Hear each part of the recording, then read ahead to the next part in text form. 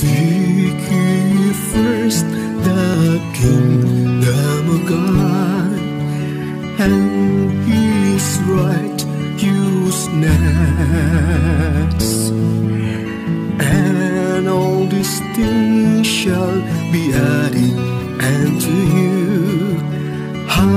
At sa iyong paglisan, ang tanging pabaon ko ay pag-ibig.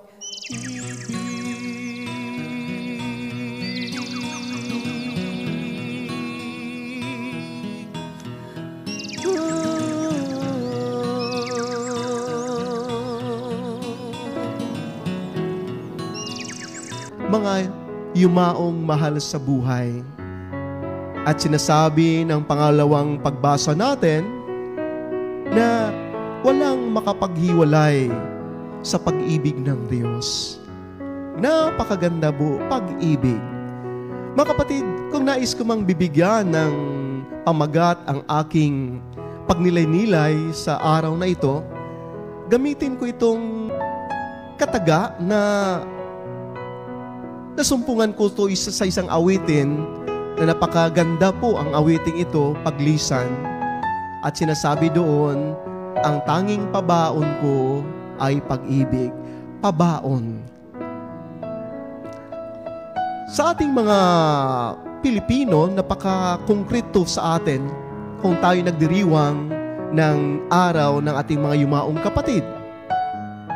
Dahil ang iba sa atin, malayo man, kahit saan-saan man nagtatrabaho dito sa Manila o saan pang lupaop dito sa Pilipinas, talagang pagdating ng araw ng mga mahal sa buhay na yumao, talagang nag-uwi talaga doon sa kanilang mga tahanan at dadalawin yung kanilang mga yumaong mahal sa buhay. At napakaganda po, kagaya lamang kagabi, ang aming mga seminaryan nagbabahagi sa akin sa kanilang karanasan doon sa Balintawak. Nagmamarketing po sila. At sabi ng isang seminaryan ko, Father, alam mo, nakakatouch yung ginagawa ng ibang mga kakilala natin na binibilhan namin ng gulay. Dahil yun nga, iniiwan nila yung kanilang mga gulayin na ibibinta sana at ang iba sa kanila nabubulok. At nagtatanong kami kung bakit. At sabi naman nila, sumagot sila na ito ay iniiwan nila dahil gusto nila na makasama nila ang kanilang mga mahal sa buhay o madalaw nila ang mga yumao nilang mahal sa buhay. Hindi nila pinagpalit, no? Kikita man sila dito sa kanilang negosyo, ngunit pinaprioritize nila ang araw na ito para dalawin yung kanilang mga yumaong mahal sa buhay. So napakaganda po itong ginagawa, itong practice na ito. Ngunit alam ko po mga kapatid na it's not all just about practice, but may malalim na kabuluhan kung bakit ginagawa natin ito. At ang malalim na kabuluhan dito ay walang iba kundi pagmamahal. Pagmamahal, wala naman sila physically ang ating mga yumaong mahal sa buhay, ngunit sa isipan, sa puso, ay ito ay namumutawi. Ito ay nananariwa, ay sinasariwa sa araw na ito.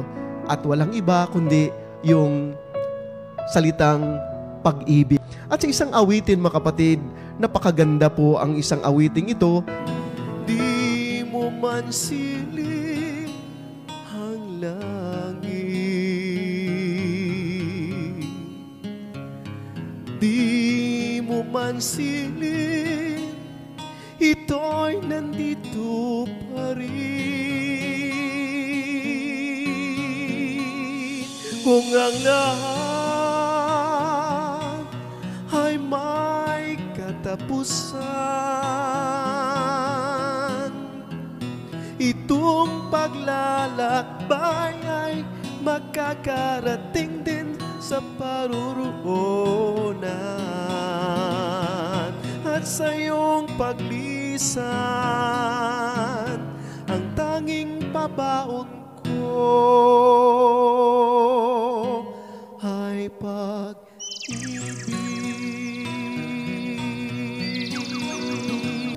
Wow, napakaganda.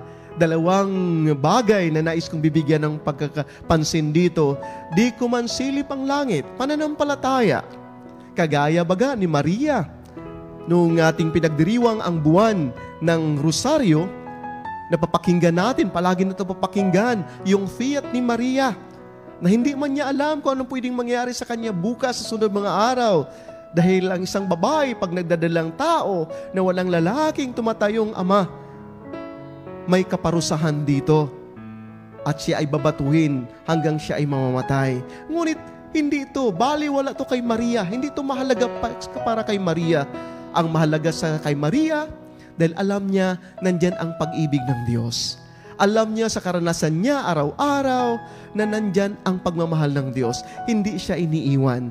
Para bagang ang pag-ibig ay pagmahal mo yung isang tao, silip na silip mo yung langit. Hindi ka man nakakapunta pa doon. Ngunit dahil sa pag-ibig, natatanaw mo na ang langit. Talagang ito ang naging dahilan kung bakit tayo ay dumadalaw, nagdiriwang ng kaarawan ng ating mga yumaong kapatid. Dahil yun nga, pabaon natin sa kanila ay pag-ibig. At ang pabaong ito ay nananariwa sa ating mga puso't isipan. Mga kapatid, tingnan natin yung ating mga pagbasa. Napakaganda po. Yan na ang pangalawang pagbasa natin na sinasabi dito, walang makapaghiwalay sa pag-ibig ng Diyos. Pag-ibig ng Diyos. At sa ating Ibanghilyo ngayon, napakaganda dahil sinasabi, ang lahat ibinibigay sa akin ng Ama at hindi ko itataboy ang sinumang lumalapit sa akin. Hindi ko itataboy ang sinumang lumalapit sa akin. Lumalapit sa akin. Napakaganda dahil ito ay sa pagmamahal ng Diyos. Nakikita ko po dito yung kwento ng alibughang anak. Ang ganda po na sariwain din po natin itong kwento ng alibughang anak. Dahil ang anak naman ay gusto niyang kukunin niya na ang kanyang mamanahin sa kanyang ama. At dahil gusto niya na, nilapitan niya ang kanyang ama, sabi niya, Ama, kukunin ko na po ang aking mamanahin. Mamanahin, kukunin. At itong ama ay mabuti ang kanyang kalooban. Para bagang ang ama nagtiwala sa kanya, Anak, kung ito ang makapagbigay sa iyo ng kalasayahan, ito ang magbigay sa iyo na magiging successful ka sa buhay, sige, gawin mo yung anak. Ngunit, sa pagnilay-nilay ko, ito ay mga material na bagay lamang ang kukunin ng anak. Ngunit sa kaloob-looban ng ama, nandoon yung, sige anak, ang tanging pabaon ko ay pag-ibig, pabaon. Dadalhin mo na yan lahat, yung mga material na bagay. Ngunit ang pabaon ko anak ay pag-ibig. Yun nga, kung tumatalikod na itong anak, iba ang kanyang naratnan. Kasalungat ang kanyang buhay nung wala ang paggabay ng kanyang ama. At sa pagnilay-nilay ko po, para bagang namumutawi sa anak, sa kanyang puso't isipan, naubos niya na itong mga material na bagay na ito. Ngunit, ang pagmamahal ay hindi nauubos. Ang pagmamahal ay hindi nawawala. At ito ang nakikita ko sa anak, kung bakit siya'y bumalik, dahil sa pagmamahal na pabaon ng kanyang ama. At ang ama naman ay nandoon, walang kaupas-kupas ang kanyang pagmamahal. Nandoon sa labas ng tahanan, tumitingala, naghintay, hindi nawala ng pag-asa. Dahil ang totoong pagmamahal ay naghintay. Ang totoong pagmamahal ay hindi nawawala ng pag-asa. Kundi ito ay tumitingala, naghintay, nag-asa. At yung nakita niya na ang kanyang anak na palapit na, siya pa yun ang sumalubong. Hindi niya mapipigilan ang kanyang saya. Hindi niya mapipigilan ang kanyang pagmamahal na nakita niya na ang kanyang anak. Sinalubong niya ito. At dahil sa pagmamahal na ito, niyakap niya ang kanyang anak. Niyakap niya sa kanyang makamay na mapagmahal.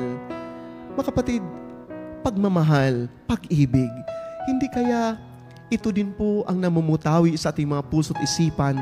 Hindi man natin silip ang langit, ngunit sa pag-ibig, natiyak natin, nakikita natin, na makapasok ang ating mga mahal sa buhay, makasama ang ating mga mahal sa buhay sa piling ng ating Panginoong Jesucristo na nandoon ang mga anghel at mga banal sa langit. Wow! Dahil sinasabi naman talaga po ng ating Ebanghelyo, lalapit sa akin ang lahat na ibibigay sa akin ng Ama at hindi ko itataboy ang sino mang lumalapit sa akin. Hindi ko itataboy ang sino mang lumalapit sa akin. Wow! Hindi ko itataboy ang sino mang lumalapit sa akin. Makikita nga natin sa Good Shepherd, di ba? Iniiwan niya ang 99 para hanapin lamang ang isang naligaw. Hanapin ang isang naligaw. Dahil ayaw ng Ama, na mapagmahal na Ama, na may mawalay sa Kanya. At ito din po, mga kapatid, napapakinggan ko at tinatanong po ako na, Father, naniniwala ka ba sa purgatorio, sa purgatore? At naalala ko po yung sinasabi ni Pope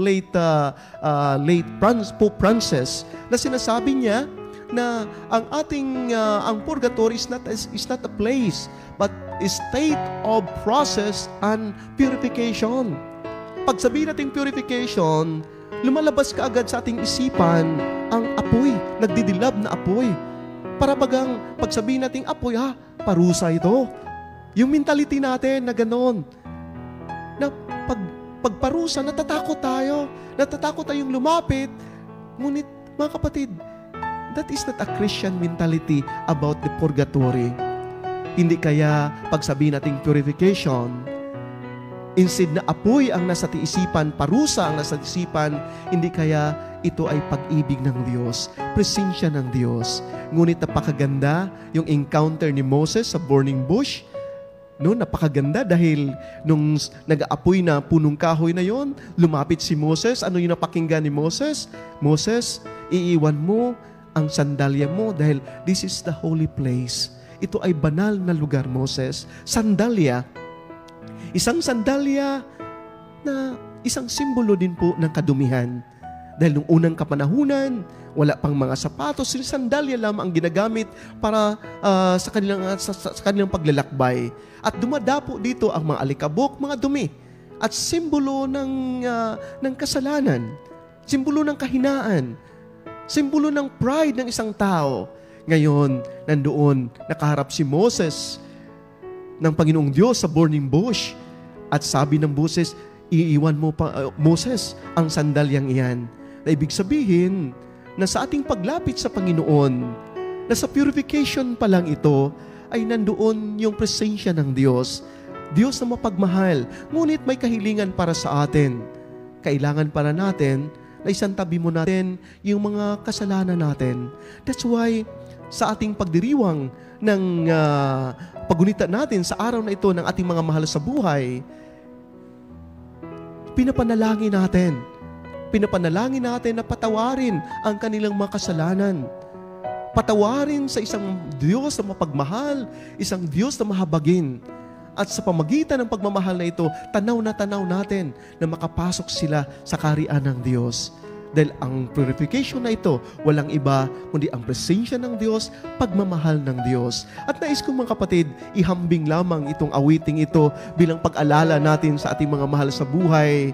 At nais kong awitin lamang kabahagi ng awiting ito na sinasabi, kung ang buhay ay isang umagang nakangiti, at ikaw ay lupang sinuyo ng bituin, di mo man silip ang langit, di mo man silip, ito'y nandito pa rin.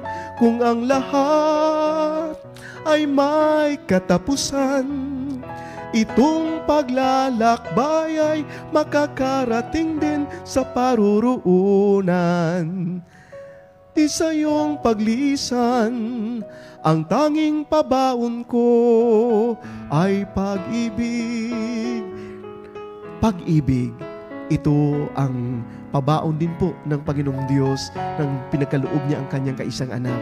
Sabi ng John 3:16, "For God so loved the world," ang pagmamahal ng Diyos, pinapabaon niya sa kanyang anak, at itong anak niyang ating Panginoong Kristo, sinasabuhay niya itong pag-ibig na ito sa atin. Ang paglisan,